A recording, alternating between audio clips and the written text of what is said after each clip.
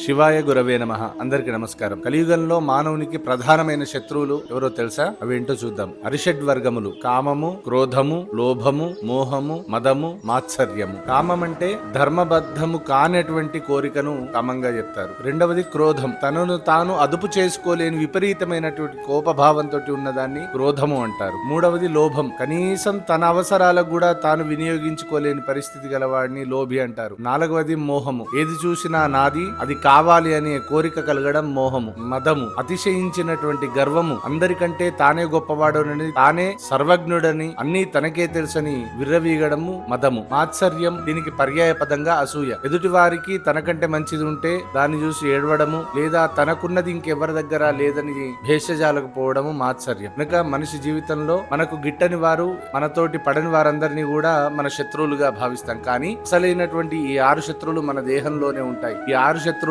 జయించిన వాడు భగవంతుని చేరుకున్నటకు అత్యంత సులభమైన మార్గాన్ని పొందుతాడు. ఈ 6 శత్రువులను దూరం చేయండి, భగవత్ సేవలో తరించండి. ఓం నమః శివాయ.